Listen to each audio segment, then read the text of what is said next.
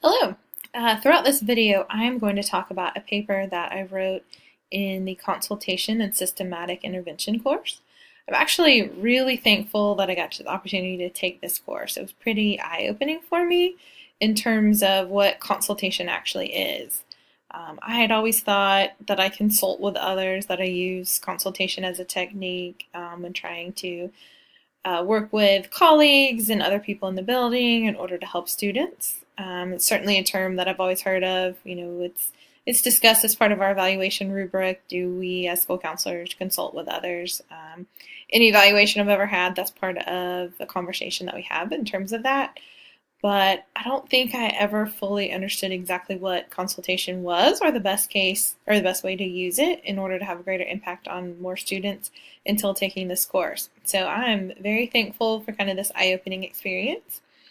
So in this paper, it just covers a consultation scenario I had with a teacher in our building and how I was able to use consulting with her in order to have a great impact on her entire class.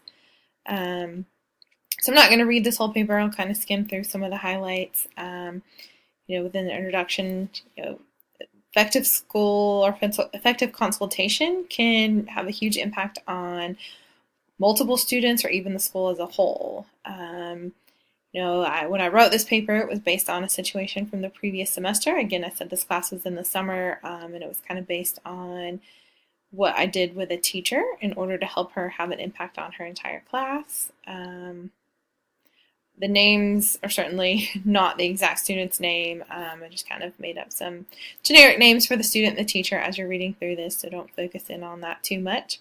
But the teacher came to me because she was frustrated with her class. I completely understood that. It was kind of a crazy scenario. We had a lot of students in what was called Bridge Math Sales, which was kind of an online learning format for seniors. And a lot of them were struggling with that. They didn't like the format. They were pushing back. It was their last semester of their senior year, and they were afraid they weren't going to be able to complete it. So in working with admin and kind of thinking what's best for students, they ended up kind of splitting that class in half. And so half of the class was direct instruction and the other half was still completing the class online. So she was frustrated in kind of how to manage the class, how to help all students when people were in there doing multiple things. Students were pushing back, even though some of them got what they want. Some of them were now more frustrated because they didn't have all the same support that they had. And one particular student in particular was really acting out. This teacher was incredibly frustrated with him and originally came to me just to talk about what to do with him, how to help him get through the class, how to support him, and how not to lose her mind when trying to deal with him is kind of the word she said. I had a good rapport with the student she was referring to. We had talked about things we wanted to do after school. He had a passion for performing arts. So this section just kind of gives some background about the student, his previous records, what he was interested in. When reviewing his transcript, he needed this class to graduate, otherwise he was pretty on track to graduate. But if he did not complete this course, then he would not indeed meet graduation requirements. Again, so he's currently enrolled in the class that the teacher was coming to me frustrated about. This section just kind of describes, again, what that class is. Talking about how the students were frustrated with the course. So originally, the teacher came to me just getting support for how to handle the student, to gain a better understanding of what the actual problem was. A teacher interview was conducted. Initially, she stated some vague frustrations with the student, saying things like he gets frustrated with the assignment and shuts down, or he continually distracts others in class, even saying, I just get so frustrated, I don't know what to do.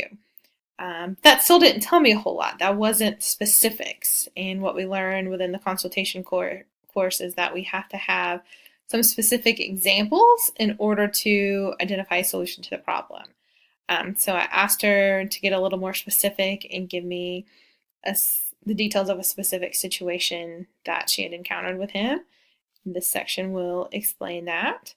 So in order to come up with the best interventions or the whys behind the behavior, we needed to uncover that. The teacher was asked, I asked her to think about why the student was behaving that way. What was he hoping to gain? What was his goal? It wasn't just to annoy her or frustrate her, but why was he doing it? So initially she thought that it might have been just kind of a power struggle, but then she decided that he was really trying to gain some attention. The teacher's feelings were also discussed, and she stated that she felt she maybe was having that own power struggle with him because she felt she needed to be in control. It was her classroom, but she was struggling. So kind of based on that conversation, I decided I would go into the classroom and just conduct a brief observation. I was able to spend about half the block in there. It would have been nice if I could have spent multiple days over multiple different class periods, but unfortunately, due to time constraints, that just wasn't possible. I would agree the classroom environment was a bit chaotic, largely due to that hybrid classroom that I talked about. She was trying to teach two different classes within one. They were in a lab because half the class was still doing online, which was kind of frustrating for the students that weren't doing it online. They had a computer in front of them. She was just trying to maintain control of the class. It was apparent to me that the student wanted to receive some attention, and Miss Jones, the teacher, was trying to maintain control. So they did kind of have some of that struggle against each other, and neither of them were winning. Neither of them were being successful in their ultimate goal. So some kind of intervention needed to be implemented. The student was struggling to understand the material, so he was acting out in order to seek attention from the teacher. And the teacher, she wanted to have power over her classroom. However, she was rewarding the student's behaviors with negative punishment.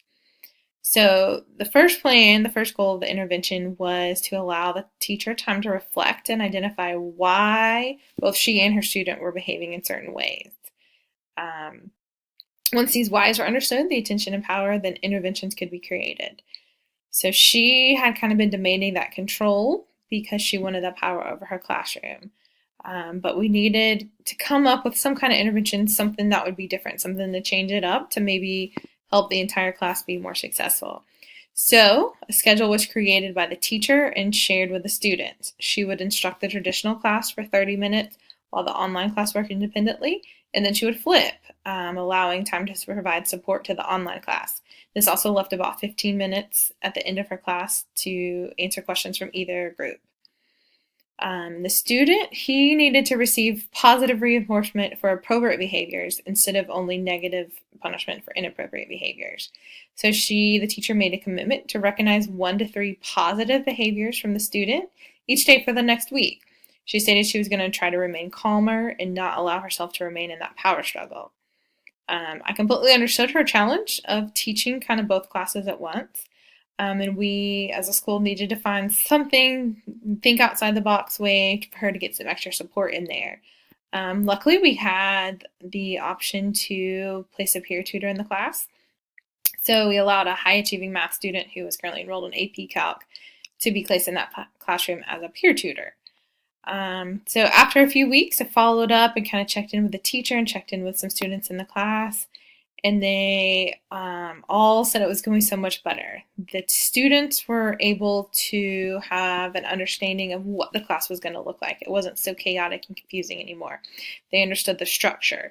And that gave the teacher the opportunity to have the time to create a better plan for the class, what that day was going to look like, how she would better support the students. So what started out as just kind of a teacher coming to vent to me turned into a consultation that was able to impact the success of the entire classroom. When the teacher was asked to think about things from a different perspective, change could begin to occur. So instead of fighting the frustration with frustration, she was able to identify the causes of that frustration and combat them with intervention strategies. So we gave some recommendations, and again, it just helped the teacher be able to see things from a different perspective, kind of challenge her line of questioning and think outside the box and get beyond just her frustrations. And again, this started out as just she wanted some support with one student, but through actually talking through the scenario and using consultation techniques, we were able to create a plan that not only helped the one student and helped her, but helped her entire class. So I think that this, again, was a kind of eye-opening experience to have a better definition of what I believe consultation is, and I am thankful for that.